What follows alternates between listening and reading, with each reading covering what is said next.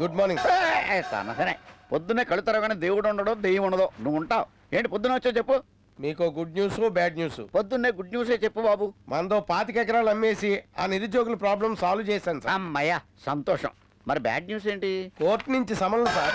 బా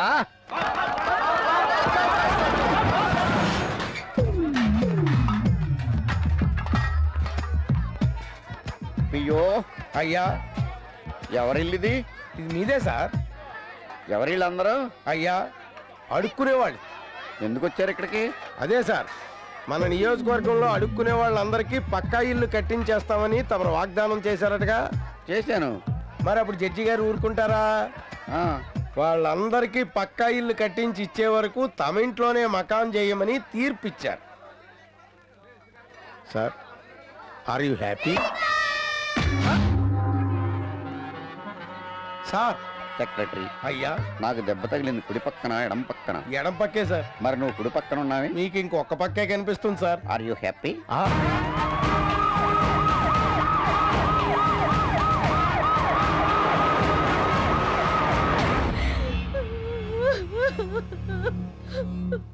అన్నయ్య నీ మేనల్లుని చంపేశారన్నయ్య. ఇదంతా సాధు పనే. అవును బావా, ఆ సాధువు నీ మీద పగతో కోర్టు నుంచి విడిపించినట్టే విడిపించి మద్దతు చేయించాడు బావా.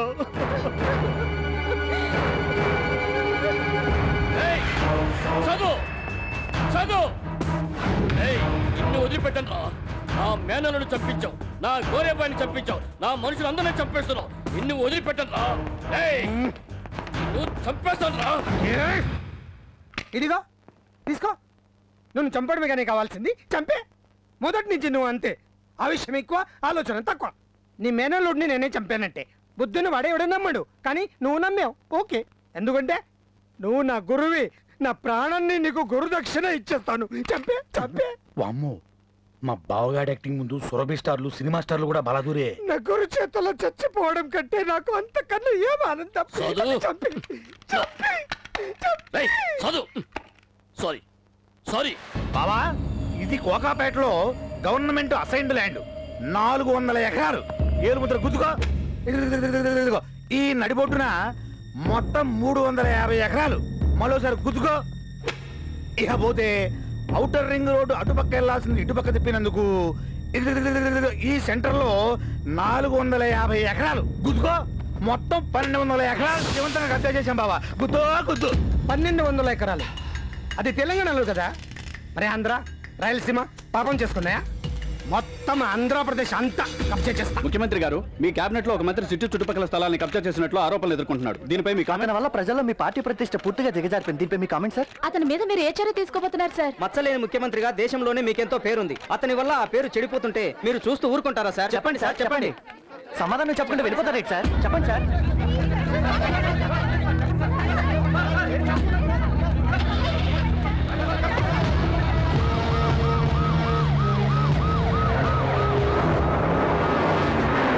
ఈ సాధు చాలా కరప్ట్ అయిపోయాడు. పార్టీకి చాలా నష్టం జరుగుతోంది. కొన్ని స్టాప్ పెట్టాల్సిందే. అవునా బావో? బావా బావో బావా. ఏంట్రా? ఏం లేదు బావా, మళ్ళీ మన కుక్కలను పట్టుకొని బతకాల్సిందేనా? చిసి, కుక్కులు పట్టే కర్మ మనకేం పట్టిందిరా? నీ మంత్రి పదవి ఊడితే పట్టేసేస్తావా? ఏంట్రా వాగుతున్నావు? సీఎం ని డిస్మిస్ చేయాలని ఆల్రెడీ డిసైడ్ అయిపోయాడంట. రేపు నీకు పార్టీ ఆఫీస్ లో ఆఖరి జెండా వందనం అంటే బావా. బావో బావా. బాబా అద్దరిపోయింది. ఏం డాన్స్, ఏం ఫిగరు. ఇగో పిల్ల, నీకెన్ని పైసలు కావాలో చెప్పు, నేను ఇస్తా. ఇవాళ నుంచి నువ్వే నా బార్ల పర్మనెంట్ డాన్సర్వి. మేమంతా సంకనాగిపోవాలా? మేము ఇంట్రడ్యూస్ చేసి మీ అందరికి అప్పగించాలా? ఎవరి కోసం పంపిస్తారేంటి? ఆ గది మాట అంటే ఇదిగో ముందు నా చెప్పేది ఆలకించండి. రేపొద్దున ఆదివారం మలకపేటలో ఉన్న నా బారికి పంపించాలంటున్నాను. అదేం కుదరదు భాయ్. హఫ్సీ గొడవలో ఖాళీజీలు ఎక్కువ. రేపు ఆదివారం, అందుకు ముందు మాకీ పంపించాలి. ఆగండయ్యా, ఉమ్మడిగా లైసెన్సులు తెచ్చుకున్నాం, ఉమ్మడిగా లాభాలు పంచుకున్నాం, అట్టాగే ఈ అమ్మాయిని కూడా పంచుకున్నాం. అట్లయితే గా పోలీసుల ప్రాబ్లం ఉండదా? పోలీసోళ్ళ వాళ్ళేం బీక్తారు? హోమ్ మినిస్టరే నా జోబులో ఉన్నాడు. నీకేమి టెన్షన్ అక్కర్లేదు పిల్ల. ఉమ్మడిగా ఉంచుకుంటాం, ఉమ్మడిగా పంచుకుంటాం.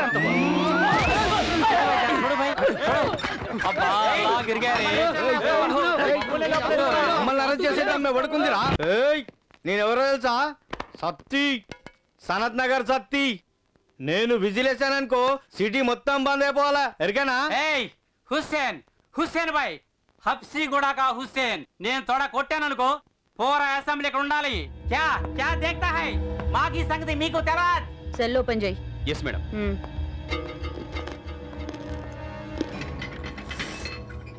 స్వామి వాళ్ళిద్దరిని ఇడికి పంపి.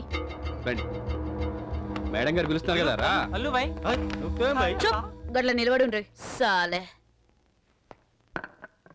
స్వామి దీనికి నూనె గొడ్డు కారం మంచిగా పట్టి. Okay madam. వద్దు వద్దు మేడం, మాతో పెట్టుకోవద్దు. నీకే చెప్తున్నా. Lathi ready madam. ఏంద్రా అయింది? ఏంద్రా అన్నావు? ఏమన్నా?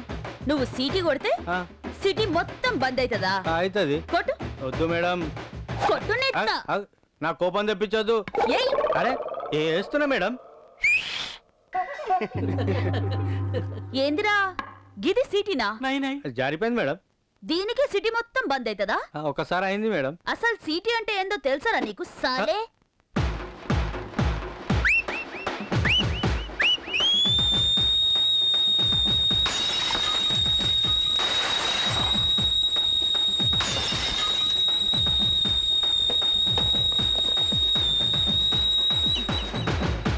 గిదిరా సిటీ అంటే.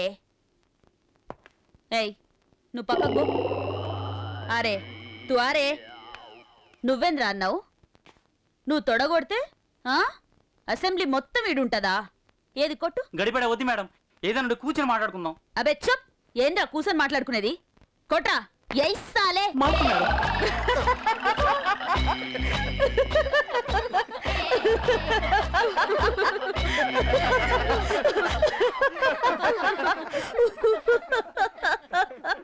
ఏంద్రా ఇది? తొడనా తోటకూర కాడనా? తొడగొట్టుడంటే ఏందో తెలుసారా నీకు?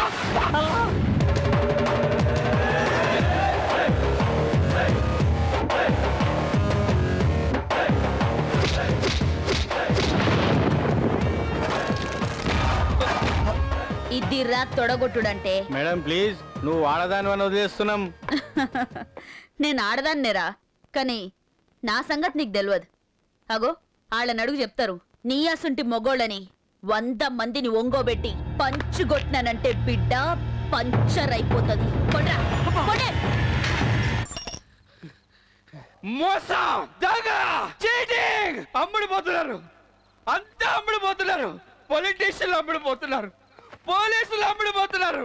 Bloody politicians, bloody police. అవునా దిగరా, దిగు. కొడతారేటండి. లైట్ ఎదురా? లైటా? సైకిల్ కి లైట్ ఎక్కలేదని రూల్ ఎప్పుడో పాస్ అయిపోయినారు కదా. అబ్బా ఎవరు పాస్ చేశారా రూలు? పోలీస్ అయి ఉండి అది తెలదా? ఎన్టీఆర్ సీఎం గా ఉన్నప్పుడే పాస్ అయిపోయినది. అబ్బా అబ్బా అబ్బా. ఎక్కడున్నారు ఆయన? ఏంటి ఇది అడగడానికి ఎన్నిసార్లు కొట్టించినా? ఎక్కడున్నారు ఆయన? సర్దార్ పాపారాయిలో ఉన్నారు, బొబ్బిలి పుల్లో ఉన్నారు, నిస్సమ్మలో ఉన్నారు, గుండమ్మ కథలో ఉన్నారు. ఎక్కడ పెడితే అక్కడే ఉన్నారు. అబ్బా ఇప్పుడు ఇప్పుడు ఎక్కడున్నారు రా? అయిపోయినానే. ఎక్కడా? ఇప్పుడా అక్కడ ఉన్నారు. అక్కడంటే ఎక్కడన్నా? స్వర్గంలో ఉన్నారన్నమాట. అంటే అక్కడ ఉన్న పేరు చెప్పి ఎక్కడున్నా నువ్వు తప్పించుకోవాలనుకుంటావా? పోలీస్ స్టేషన్ ఏడు చేస్తారేంటి? ఏం చేస్తారా?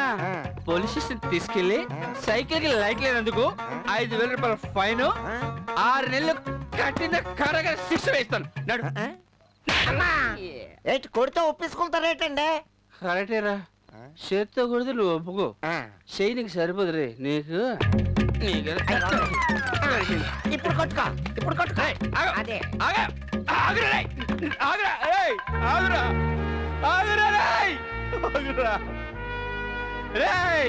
పొలిటీషియన్స్ కి నీతి లేదు, పోలీసులకి నిజాయితీ లేదు. కనీసం సైకిల్ కి లైట్ అన్నా పెట్టుకోండి రా, లైట్ పెట్టుకోండి రా.